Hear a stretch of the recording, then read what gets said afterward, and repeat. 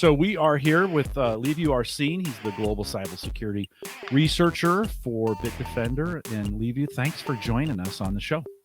Thank you for having me. Give us a little bit a background on you, just a little bit about who you are, what you do, how long you've been at Bitdefender. Let's just get to know you a little bit. All right. So as you already said, I'm a global cybersecurity researcher for Bitdefender. I've been with the company for the better part of the decade now. I'm close to celebrating my 10-year anniversary with Bitdefender.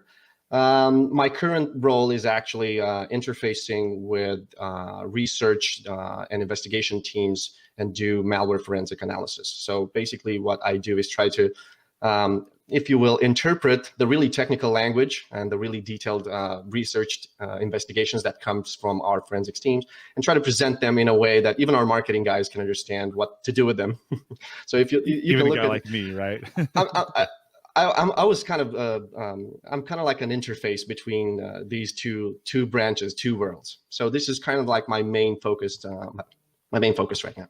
And so it's a pretty boring space right now, right? Not a lot going on in that area, not a lot of things happening. I imagine. What are you talking about? No, that is not true. Yeah, I imagine every day is a firefight, right? Is that in cybersecurity? Exactly. So because nobody ever sleeps. Stay foolish, stay hungry, stay awake, and pretty much everybody stays awake all the time. Both security researchers and the bad guys. And I have to say that sometimes the bad guys give us a run for their money. They have begun to be just as skilled, as knowledgeable, and as if you will, organized, if you will, as security companies or security teams. They begun to act as outsourcing companies. But if you go to the dark web, for example, you can just contract these guys, give them the technical specification, the brief of what you want to do and how you want it to be done, and they will get it done for you for the right price, of course.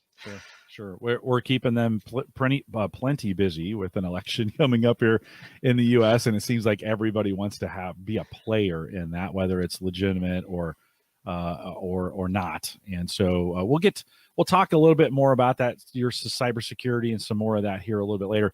We brought you on initially to talk a little bit about, because there's two appliances. I shouldn't say it that way. There's one appliance and one service that you guys have, right, that I've been using for a long time. On Home Gadget Geeks, we often try to talk about, or I try to bring some of these complicated projects or complicated services down for the average guy, right? That's kind of the whole idea of what we do. And we've been using pfSense and some of those kind of more robust internet filtering and kind of services. A couple years ago, 4 or 5 years ago, I came across the Bitdefender Box, and was a box. I was a Box 1 user. That came out, and then a couple. Yeah, exactly. The little one, the small box, and then kind of redesigned and re-engineered.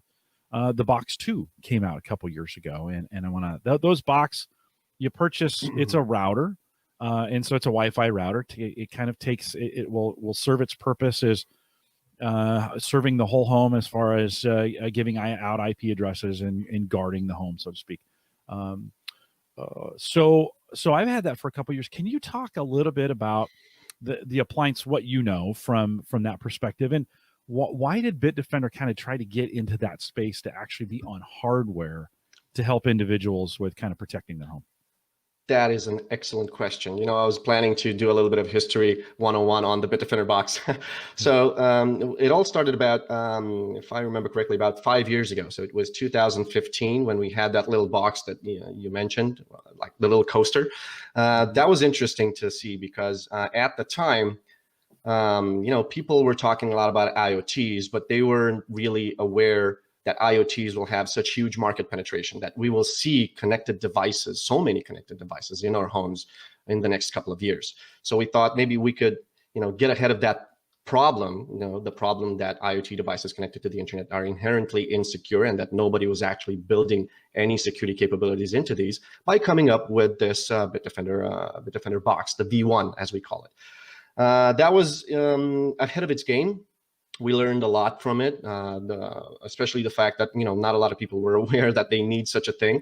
But in the next couple of years, as it turns out, you simply just cannot walk into an appliance store without getting something that's connected to the internet, whether it's a TV, whether it's a smart vacuum cleaner, or even a food dispenser for your pet. Pretty much everything's connected to the internet these days. And that's how we, it was a natural transition from the V1 to the Box V2, which brings a lot of muscle compared to the V1. For example, it's now capable to support gigabit connection. It has a little bit more power in terms of processing power. I think it has a Cortex A9 processor. It's a dual core processor. It also has a little bit more RAM. It has support for I think it was AC Wi-Fi. So it allows you to even do 4K streaming. So if you want to do that in your home and still download some applications, that's fine. That's okay. You can do that. So it has all that MIMO applications. So it's pretty intense in terms of hardware. Just as you mentioned, you can use it as a standalone or Wi-Fi router if you want to. So that's the natural evolution of how we went from the V1 to the V2. And now, if you take a look at stats, you'll see that there are about, if I'm not mistaken, 35 billion IoT devices connected to the internet. And I remember recently looking at some of our telemetry for honeypots, because we have these, we call them deceptive networks, where we try to emulate most of these protocols for IoT devices. Oh, there we go. And we found out that everything that we exposed online gets pretty much hacked in about 5 to 15 minutes. So we've got about 8,000 SSH sessions, I think, within 24 hours, and about, if I'm not mistaken, 5,000 telnet sessions, constantly knocking it at that deceptive network every 24 hours. So it means that these guys are constantly probing for IoT devices to remotely control. And I was asked at some point, okay, so what's the point? Okay, you want to tap into my pet's food dispenser, or my thermostat. Well, what's the deal with that? I mean, you can't use that to do anything. Well, actually, you can. There are services, the bad guys out there, that rent out huge botnets. And they rent them out, and whoever gets access to them can do denial of service attacks on, let's say, an online retailer. So, for instance, let's say it's Black Friday, or it's the holiday season, and you're expecting a lot of traffic, a lot of customers to your websites. Now, these guys use this huge army of compromised IoT devices to do a denial of service on your website, and then they call you up and say, "Hey, how much business you're losing because of this 1-hour denial of service attack? Wouldn't you like to give us the money so that we can take down the botnet off your website, and then you can start making profit again?" So this it's an extortion scheme, and it's pretty much fueled by vulnerable IoT devices that unfortunately we plug and play just in our Wi-Fi networks. So if I have a box and I'm attaching, so I put in some switches, or I put in some remote light sensors that'll do some things for me, and I attach those to the Bitdefender box. What layer in there is making sure that those are being protected as well? So yeah, we have something that works at the network layer. It's kind of like a network attack defense thing. Basically, it scans for data packets that contain headers, which tell the device, the box, what type of IoT appliance you've connected to the Wi-Fi. And from that, we can say, okay, so you've got a new smart plug, for example. What type of a device is it? What's the manufacturer? Is there a new firmware update that you should be installing because maybe it's not updated? It also does, again, from a network standpoint, it tries to block any incoming brute forcing attacks on anything that's exposed online, either through telnet or SSH, or even guys that just do port knocking to see what port tries to communicate to the internet. So it kind of works like an IDS IPS solution, except it's in your home. So anything that's connected to it, it'll somehow most of the time be protected by these guys trying to probe your network. Christian, we as a community have spent a bunch of time. I think PSSense is probably the most common kind of router protection type we've done. As you think, and that is an endless amount of options when I, as a home user.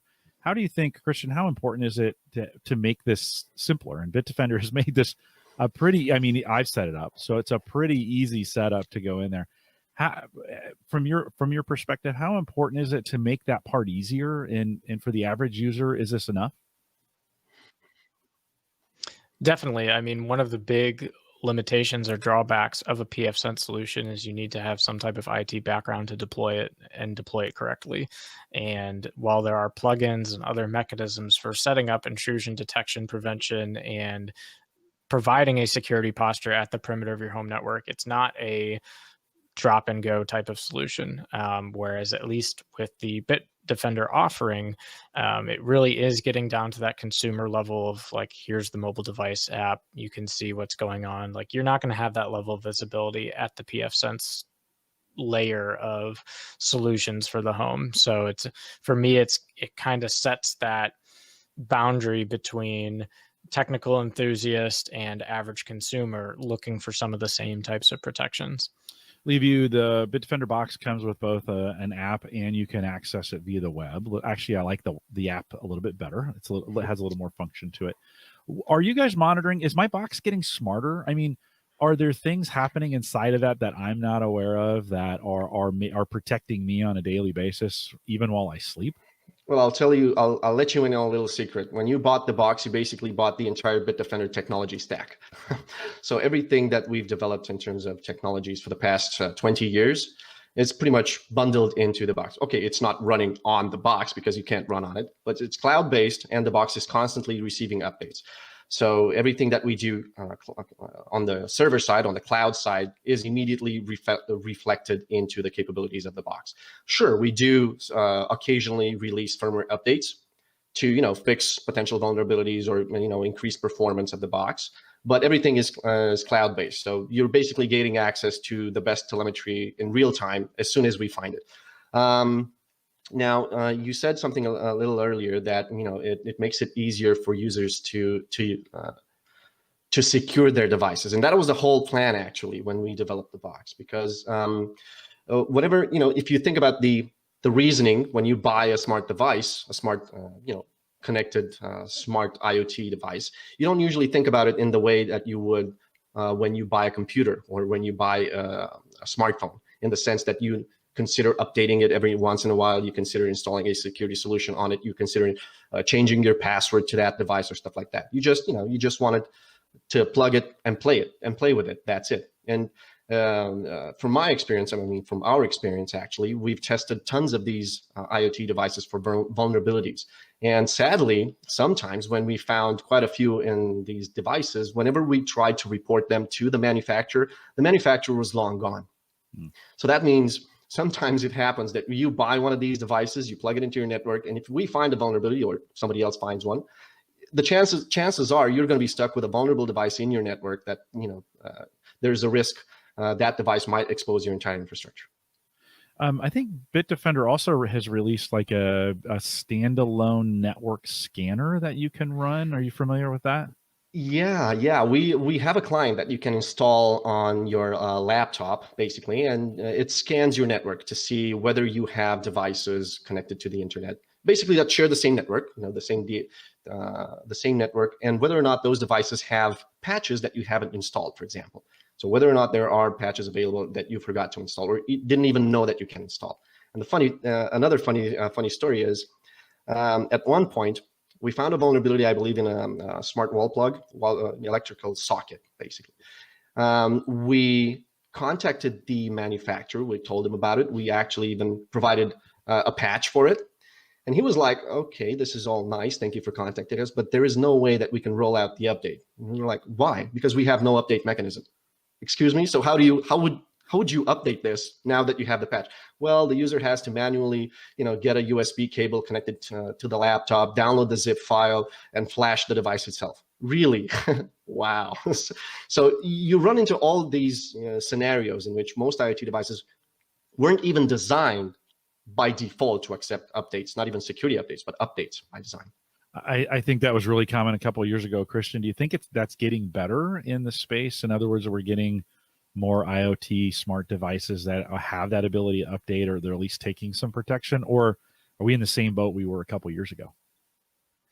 It depends on the scope of the device, right? If I'm asking a consumer to pay $10 to have something be plugged into a wall, chances are the update mechanism is non-existent and won't be getting better for the foreseeable future. But if I've paid maybe north of $50 for an IoT device, chances are it has some type of Wi-Fi or other mechanism where it is regularly getting connected on the internet. And so I think one of the common arguments you would hear from an IoT vendor is, well, it's connected locally, but it's not really going out to the internet. So the vulnerability is, within your network. It's not something that can be a method of privilege escalation or a method of compromise in and of itself. And so there's going to be a conflict for quite some time that as IoT kind of eats up and consumes the market, especially at the lower end where it's like $5, $10, $15 gadgets, those are your most likely gadgets to be a persistent problem to secure and get a regular update cadence on. And I have a counter argument for the manufacturer that says, it's connected to your local Wi-Fi network. That's not a problem. Well, we also found a certain type of attack in which it's called a proximity attack. Whenever you try to connect your device to the IoT device, basically you're allowing it to connect through your mobile phone to the Wi-Fi network. But if somebody's within proximity, he can force a repairing between the phone and the IoT device. And that's when you do the pairing, the setup, you usually have to input your Wi-Fi username and password. And if somebody's doing this kind of proximity attack, they will absolutely 100% of the time get your Wi-Fi password and Wi-Fi credentials, and they can connect to your internal Wi-Fi network. So, that's not really an argument saying that it's a proximity attack and it's not connected to the internet. So it works. But the biggest problem, if I may, now in the context that everybody's just working from home, just look at us right now, we're working from home, for example, is that a lot of CIOs and CISOs actually believe that these vulnerable IoT devices can pose a security risk for the organization.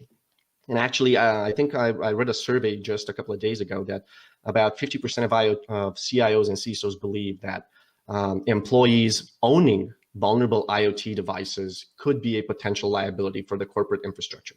If in case somebody hacks into those, compromises their Wi-Fi network, and then pivots through their work laptop into the corporate infrastructure.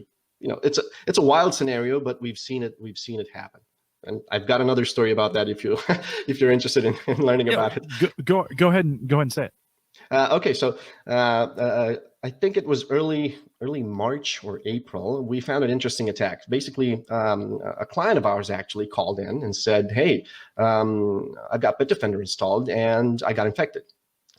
You can imagine the surprise on the support guy. He's like, "Okay, so run us through the incident. What happened so we can fix the problem?" He was like, "Look, I got an email from one of my friends. It had an attachment. Bitdefender said it's infected. It's one of my friends. Why would Bitdefender would block a file that's from one of my friends?" So I disabled the application and then I ran the file. All of a sudden, it was infected. And I tried to boot up the Bitdefender again, and what do you know? It couldn't disinfect my computer. I'm like, "Sir, security doesn't work like that." Sometimes, the biggest problem is between, the chair and the keyboard. And in the work from home context, we got another incident in which users actually called us in saying that Bitdefender blocked Amazon.com and other, GitHub and other popular websites like that.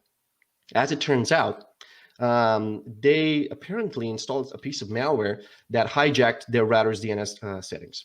So whenever they visited, they typed in Amazon.com, the DNS settings would actually redirect them to an attacker-controlled IP address. And they would get a pop-up saying, "If you want to learn more about the coronavirus outbreak, download this application from the World Health Organization." Bitdefender blocked that application. They were like, "Why would Bitdefender block an application from the World Health Organization?" But it turns out the DNS settings on their router were altered. So this is another example where a work from home scenario can potentially cause a security risk for an organization. Imagine, bad guys having access to your router. Yeah, when we came home, I spent a bunch of time. Well, I'm here right now all the time. So I spent a bunch of time kind of looking at the network and, getting some pieces pulled together. Like, what am I doing? How is it set up? How can I monitor it? How can I keep track of it? the Bitdefender box for I think I pay $100 a year to have to access to it, and it comes with an unlimited number of antivirus and I think internet security or whatever the product Total is. security. Total security. Yeah, I think internet security is the competitor. And but if the box is protecting me, why do I need the antivirus, right? I mean, if I've got a box on the front end and it's smart and doing some things, do I really need the antivirus? The short answer is yes, and here comes the long answer. Yeah. IoT devices, don't traditionally support security clients, so their operating system doesn't allow you to have a client within it, within the thermostat, for example. But there are a huge number of threats out there that are designed specifically for iOS, for Mac, for Android, and for Windows operating system. There are about AV Comparatives, or AV Test has a list of about 1 billion. I mean, it estimates there are about 1 billion pieces of malware out there just running around the internet. So for these mature operating systems, Windows, Mac, and so on, you need a lot more protection, because you use them for business purposes, you use them for personal purposes, you download apps, you install applications. They're far more complex from an operating system perspective. So that's why you need something locally deployed on that machine. For the rest, those IoT devices, those smart devices that connect to the internet, network security capable solution is the answer. That's the only way that you can secure them. It doesn't make sense to build security agents for each individual operating system, that these IoT devices have. And we have to say that, let's just say it as it is. The operating system market is really fragmented when it comes to IoT devices. There's really no standard, not even for security or best practices, actually. Christian, would you add anything to that? Yeah, I mean, one of the things that's pretty evident is even when you have such a largely fragmented mobile device industry where everyone is picking, Android versus Apple, and then on top of that, everyone is on their own version of the operating system. So you might be hesitant to go roll into the trailblazing iOS 14, or you might be hesitant to get that latest patch from Google. You now have this bifurcated attack surface where it doesn't matter necessarily that you compromised or you responded to a given compromise against a version of a phone, because chances are 80% of the people still haven't updated. And so having something else that's keeping that in check when you're making choices as the consumer about what new features you do and don't want, I think that's pretty important. A really good example is when the COVID-19 kind of got in full swing. Both Apple and Google started moving really fast on this contact tracing. Oops, hold on. Tap your mic for me. I just lost. There we go. Keep going. And until they were able to do any type of public policy position around it to get folks to see, like, here's how we've anonymized your data, here's exactly how the Bluetooth radio is or isn't talking and using your device. Until all of that came out, there were a lot of folks who probably looked at that, saw that in their update, and was like, nope, I'm not going to that release, I'm going to wait it out.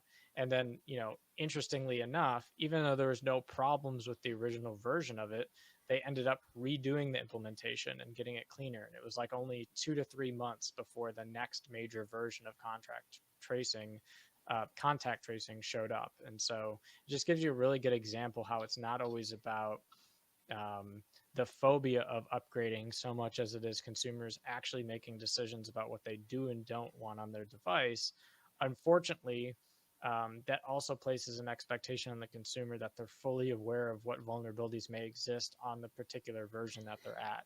And it's not like if I'm on my Apple phone and I want to go to my next point release, I don't get to choose some release between where I'm at currently and what the most recent version is. No, like Apple's only going to give you the latest thing that's available from upstream. There's no incremental, I want to inch my way towards the top of the mountain. And I think that in and of itself is one of the big reasons why for a lot of people it's all or nothing. I'm either patched to the latest version and I'm secure because we don't know what the vulnerabilities are yet in that version, or I'm several iterations behind and I'm probably exposed to either major or minor vulnerabilities. Liviu, one of the early, 10 years ago, 15 years ago, antivirus solutions tended to be bulky, heavy, CPU intensive, RAM intensive. Like there was a big concern. They got bloated. How is Bitdefender working on the PC or on the Mac or on the phone? How are you guys working to make sure those are kind of light in the background? They're doing their job. They're powerful, but they're still doing their job. How are you guys doing that? Because I run Bitdefender on a lot of the boxes now, and it seems to stay out of the way for me. Okay, so this is actually an issue that it's not just Bitdefender that tackled. Everybody in the security industry had the same problem 15 years ago, 15, 20 years ago. Well, a lot has changed, actually. For example, if 10, 15 years ago, you relied on signature detections, basically you had to have a fingerprint, if you will, for each malicious file, and you basically ran it against a database. That took time. It was, it involved a lot of operations on your disk, for example. Fortunately, we've stumbled across machine learning. That helped a lot. For example, we've managed to create a machine learning model. Basically, machine learning, for those of us, I'm pretty sure that everybody knows what machine learning is, but basically, we've managed to create a model that was that had about 99.999, so 3 nines, confidence rate that it can detect a specific family of ransomware. It didn't matter if the sample was known or unknown. So a single model that was about 1 kilobyte in size was capable of detecting an entire ransomware family. And that says a lot about performance, for example. Mm-hmm. So tweaks like that have been constantly made in terms of how to spot malware, how to rapidly identify unknown samples. So that's one side of the story.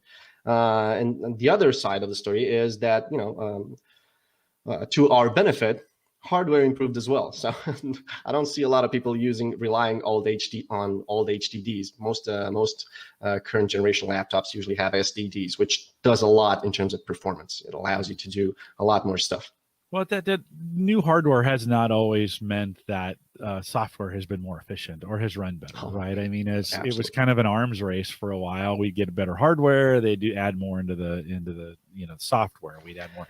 If you look at the antivirus, I mean, now in Bitdefender, and the antivirus product that we have in the Internet Suite that I have, it's got a lot of capabilities other than just antivirus, right? It'll notify me if my microphone gets accessed. It'll notify me if my camera gets accessed.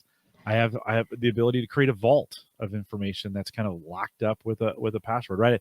I've got more and more capabilities. So however, it runs running on this box right here, and I don't seem to have any problems with it. So.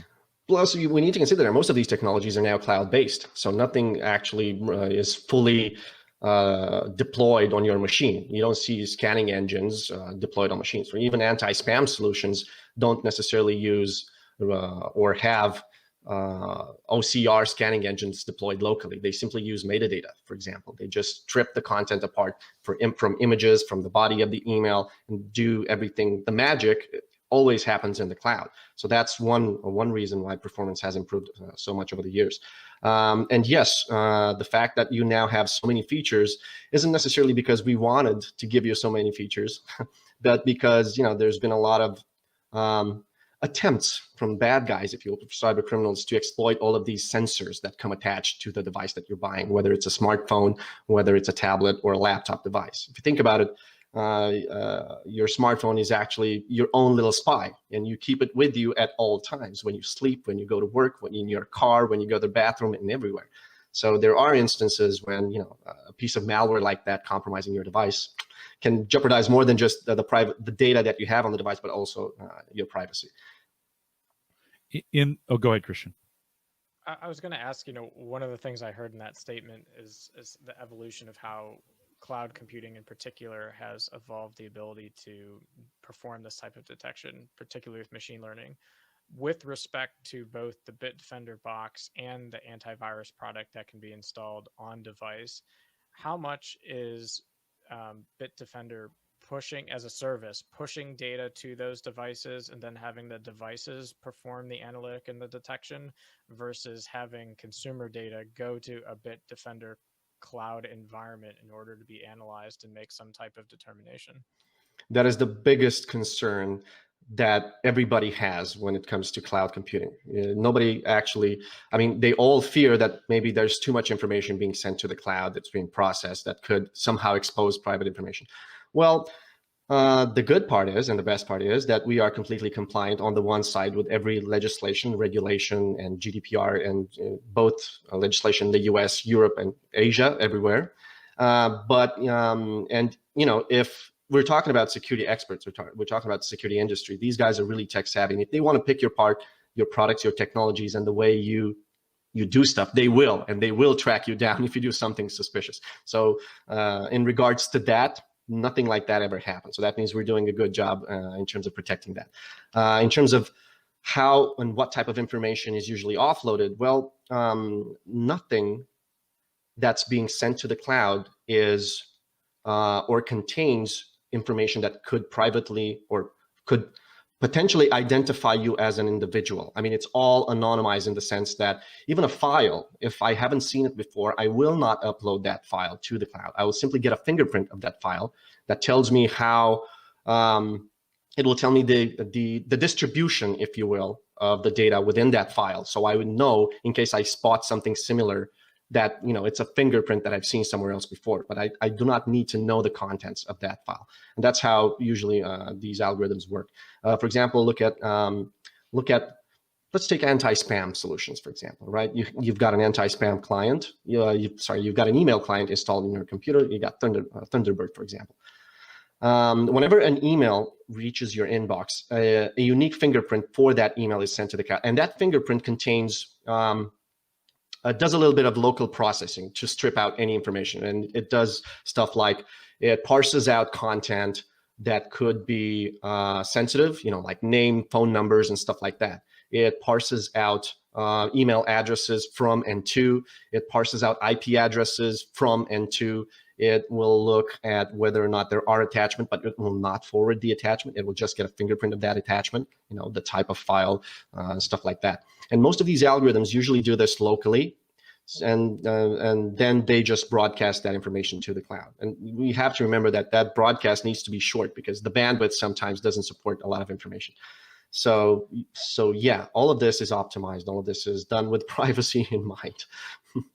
Can you talk a little bit about how the performance trade-off exists when, let's say, the box is trying to make some type of rendering about defending the network? How long is the delay between when a potential malicious activity has taken place, the analysis that Bitdefender performs off-prem, and the actual action or change to the network that the box enacts at the site once it's been analyzed?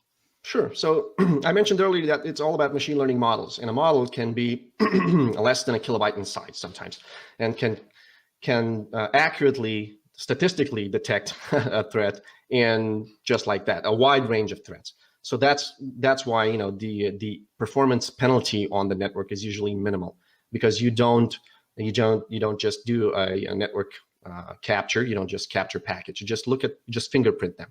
And if the model actually says that there's a 99.99 probability that this header for this packet is similar to something that I've seen and looks like an SMB exploit, for example, then that you know, the following packets will be discarded. That means that it's something that's trying to exploit the SMB vulnerability at the network level. So that's how it usually works, and that's why performance isn't really hindered, if you will. You don't see a lot of bottlenecks on your network traffic.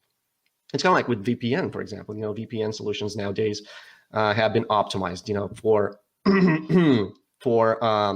supporting a lot of throughput. Even our own solution, for example, for iOS. We released an update, I think a couple of months back or a month back, where we improved efficiency by about 25% because people said they noticed. Actually, it was a perceived more of a observation that there were bottlenecks on their mobile traffic. And then we did our best to, you know, eliminate that performance penalty. Maybe a good opportunity to show. So if you're listening to the audio only, you might want to come over to video, but this is kind of my Bitdefender dashboard. You can see the boxes installed on the very top and then the machines that are associated with it.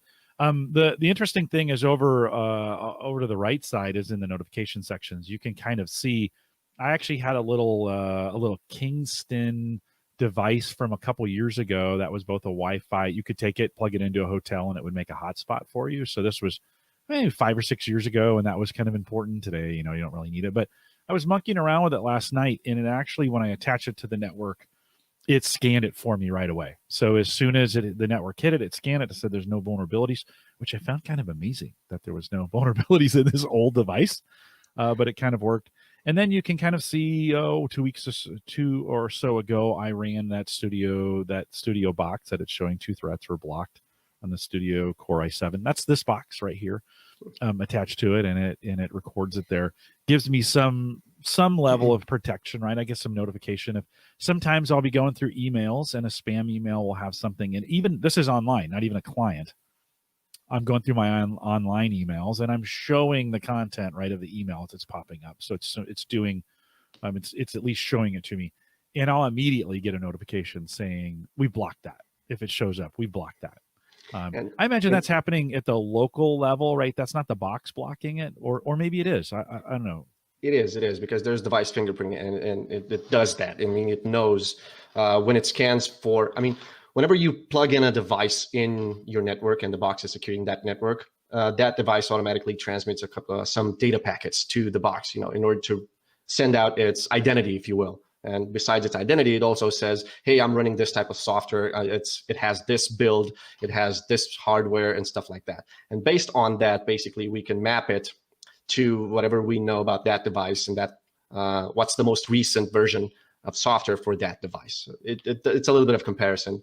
So that's why it will give you the heads up. But judging from the dashboard that you have and the number of devices, we're pretty much on par with what we discussed earlier, that you have tons of IoT devices connected to the internet, and you're basically turning into your own system administrator. So this is a nice feature to have, that you can see and manage all your devices. Yeah. Well, and you can see on the 6 down, it says box has blocked the spam attempt on this URL, so we can see that is definitely. Hope I'm not giving anything away here. I think I'm okay. I looked at it in advance. Do you have any smart home assistants? Well, I have both the Google and the Amazon device. Well, this is interesting because there were a couple of instances, I think last year, in which third-party, I think it was for an Apple assistant, for the Siri thing. A couple of third-party Siri developers for Apple sometimes gained access to 30-second sound bits from their assistant, and that was a major bummer. So we decided at some point to come up with a feature that will allow you to silence your smart home assistant if you want privacy, and you're worried about sometimes triggering it and sending chunks of conversations to somebody else. So you can try it out. You can have that. I think it's under the activity tab. So try it out. Yeah, there's a lot in there. There's a lot to work with when you've got the app installed on your PC. Let's transition a little bit. Talk about VPN, because when you install the app, you get access to the VPN. It's there and available. I think there's a free tier. I actually purchased the standard VPN, which I think is relatively inexpensive. If I was a really good podcaster, I would have had all those prices out. But check your local price, right, as it is. It was very affordable. I think on an annual basis, I think I maybe paid $30 or something like that a year for the VPN access. How important, and I'll ask you this question, should I have that VPN turned on all the time? I mean, at this point, should I just be running the VPN 24/7, or is that still kind of only when I'm in a coffee shop or I'm on the road or not connected to anything? What's your advice on that? I guess it depends on to make a joke about it, it depends on your level of paranoia.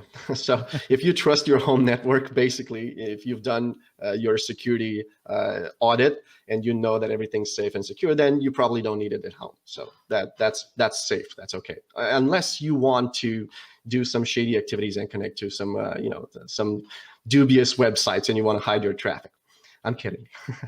But VPN is always a nice option. Maybe I am. No, I'm kidding. Maybe you are. I wouldn't judge, Christian's like, I'm leaving now. Where is this conversation going? I'm the exit plan. Yeah. But usually VPN is a solution for when you're traveling, or when you want more privacy when browsing, for example, or when you want to access geo-restricted content. So when you're traveling and you don't know how the Wi-Fi setup is at your hotel, or you're working from home and you're working from a coffee shop, because let's face it, you're not working from home really. So that's when you actually need a VPN, because whenever you have no control over the network, you don't know who set up the network or who's controlling the router.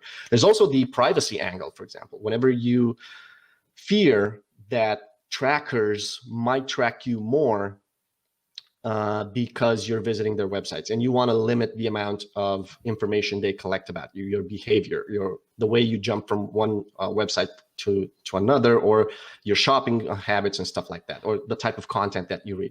And that's usually why most people turn to VPN solutions.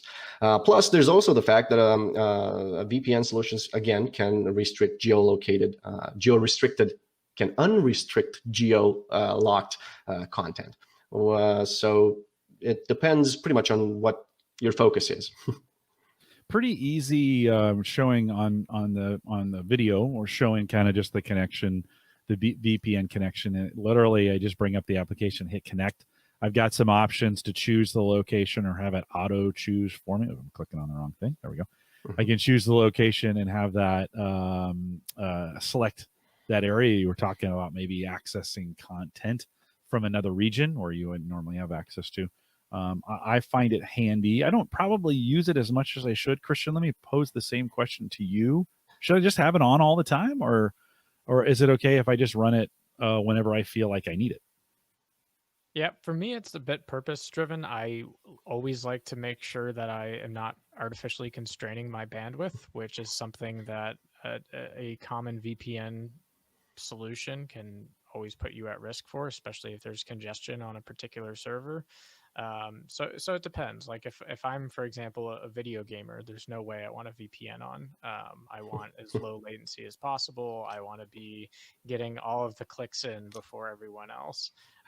If I'm doing average web browsing surfing and it's predominantly text and image, then yeah, I can probably leave the VPN on and I'm not going to really notice any substantive performance impact.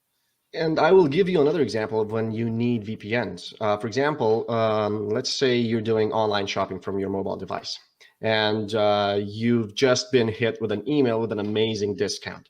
And on mobile devices, sometimes you may not have a security solution. Let's take iOS, for example. You don't have a native built-in security solution. So a VPN, if you fire that up, it will also be able to tell you whether or not the website you're visiting, the website you're about to input your credit card into, is actually legitimate or not. Because the solution, the Bitdefender VPN, will actually filter out URLs that are malicious, fraudulent, or scammy, if you will. So regardless of where you get that email, whether you click on it from Facebook or WhatsApp or any other applications that you have installed, it will automatically vet it, and it will automatically tell you whether or not it's secure. So it's kind of like having a security solution for URLs if you're not sure what you're clicking.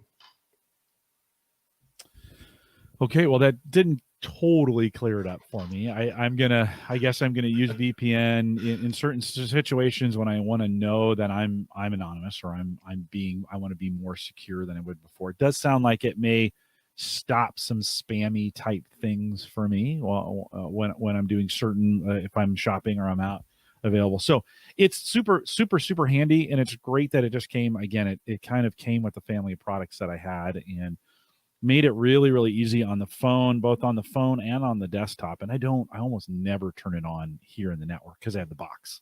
So I'm kind of like, now the box doesn't make me anonymous, right? So that's different. If I needed to be, I could using the VPN, but a pretty good solution.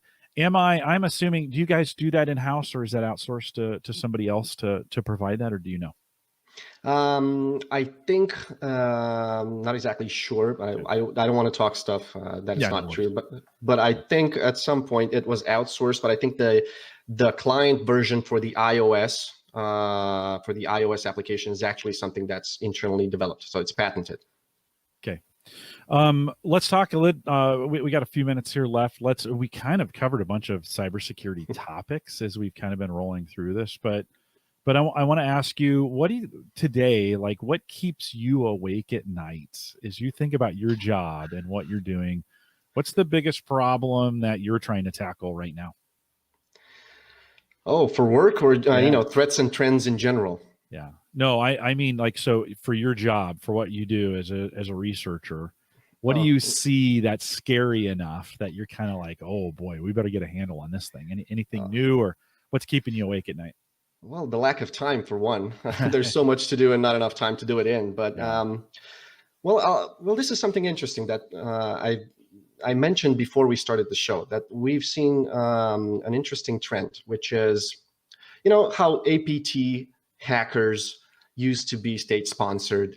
And it was fun times because you can, you know, say these guys belong to Russia, these guys belong to Israel, these guys belong to China. Well, it seems those times will be gone pretty soon, because we recently found that APT hackers can be for hire. So it's kind of like APTs as a service. So we found, we basically ran an investigation on an architectural and video production company, so which is weird. And the guys that breached them, the APT hackers, and we know that they're APT hackers because of the tactics and techniques that they use. For example, they used a zero-day vulnerability in Autodesk 3ds Max. So it's a video production software that software architectural companies use.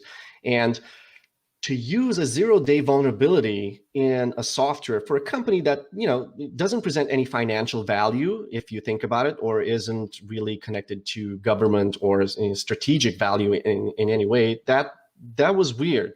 So our only conclusion was that whoever ran the attack was not only skilled, motivated, and very sharp at what they did. So they had the tactics and techniques, the resources, and the brain power to find a vulnerability, which, by the way, the vulnerability was actually disclosed just days after, before we published the report. So we didn't even knew that they used a zero-day vulnerability just 2 or 3 days before we published the report. So this is actually something that will give us a lot of sleepless nights, because it will not only make attribution more difficult, but it means that the tools that they use will probably become more commoditized. So the tactics that they employ whenever they want to target, you know, companies from verticals that weren't even targeted in the past. So if government was targeted and financial, we're going to be seeing attacks on I don't know, architectural design company for one, or you can see construction companies and stuff like that. And it's going to make our job a lot more difficult when investigating these attacks. So it's Nebraska Medicine, one of our largest healthcare providers here in the state of Nebraska, just had a ransomware attack this last weekend. And so, you know, Christian, let me ask you that same question. Different, or what would you add to it? When you think about what's coming? And by the way, as you're thinking about that question, Christian, I love that when you said the word motivated, you said that with kind of with the emphasis. They're not, you know, just have the ability, but they're motivated differently. You know, state-run versus for-profit. That's kind of what I'd call them in that right, where they're doing on their own. That the motivations are there for sure. Christian, what else would you add to that? I think for me, it goes back to a bit of an old idea, which is that we are building security on top of an inherently insecure design pattern of the internet. So all of these things that we're coming out with and innovating are basically building upon a foundational set of technologies that weren't necessarily thought with security as the like forefront of the architecture. And so when I see the next big vulnerability to disclosure, the next big CVE, the one that currently has me just eyes wide open right now, is the Active Directory privilege escalation that requires no login or otherwise. It was rated as a 10, basically full privileged access to run around as a privileged user within a domain, like really scary stuff. And it's something that, from the looks of it, is concerning enough that they weren't willing to disclose the tools to it to reproduce the vulnerability until things had been largely patched. And so when you see things like that time and time again across a lot of different companies, it speaks to this broader notion that we are still operating from a foundational pyramid that has cracks all over the foundation, and we're just patching them as quickly as we can.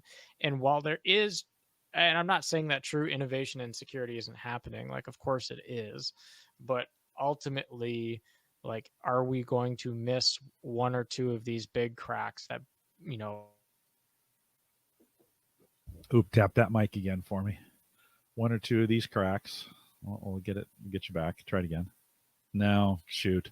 Speaking of cybersecurity issues, No, I was just about to say that we have a saying around the office that if you have 3 lines of code, one of them probably is a vulnerability that's about to be exploited. So yeah, whenever you have code, you're dealing with vulnerabilities. Yeah, well, to Christian's point, I think, you know, we have 30 or 40 years of this foundation that we're working off of that is inherently flawed. And, you know, both of you in a lot of ways are building on top of that, but then you find these huge cracks that you just kind of sink through, right, Christian? Yeah, you know, I think it's one of these watershed moments we're going to have at some point where we have to rewrite or start from the scratch, right? Like, as a software engineer, there are 2 paradigms of how I can go about a refactor. One is I can take an existing code base or an existing set of stuff, and I can refactor and re-architect and peel the onion and do it all within the same system. Or I can say, this thing is so hopelessly lost, I'm going to turn my efforts on laying a new foundation, build a new version 2 of this service, stand it up, launch it, and weigh my traffic away from the cruddy implementation to the new implementation, and then just turn that old thing off. Now, obviously, doing that with something as foundational as the internet, probably not feasible, right? We have millions, billions of routers and switches and fiber, and just the whole thing is not something that overnight you're going to go on to a version 2.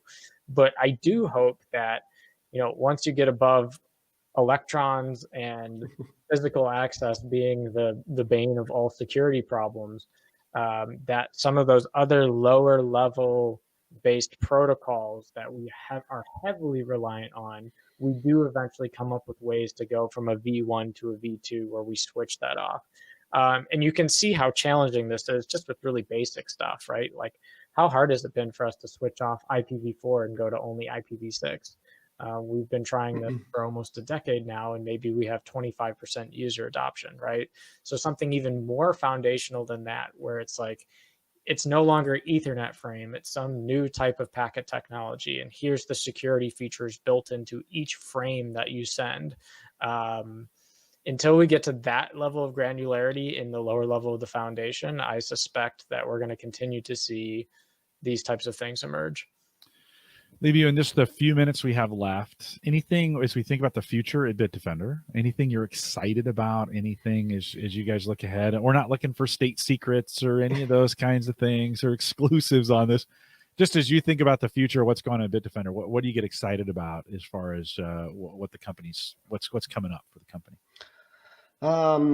Right, tough questions because we're working on such a lot of things. Okay, so let's boil it down to one category. We talked a lot about IoTs.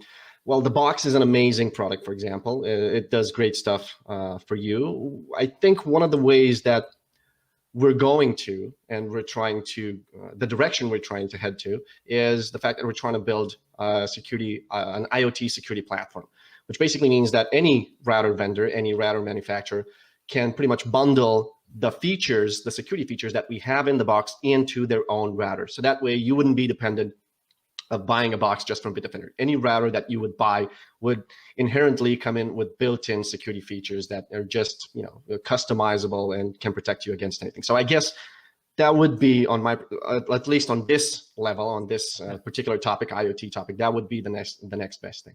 Any aspirations for a V3 for a new box coming out? Anything you can say? I cannot say, but I can say that since I mentioned the platform, Netgear has already bundled some of the security features from the Bitdefender box into their own Netgear products. I don't remember the name of the product they have, but Netgear already has spearheaded these efforts. So good. It's not good. Yeah, and I just saw a competitor's box come out on a D-Link. Starts with an M. That company. And so I'm seeing more of these coming out. I'm actually surprised this hasn't caught on more, because even configuring your basic router for most people is just a nightmare. It just doesn't make any sense in a lot of cases. We got to get, we have to make it easier.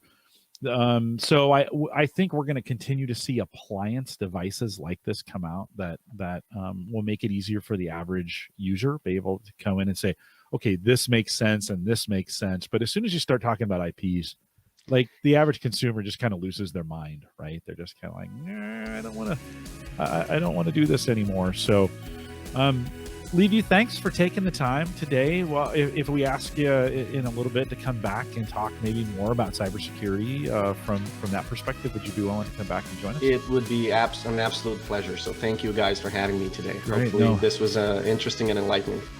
Very, very much so. We want to thank you for coming on. Appreciate it.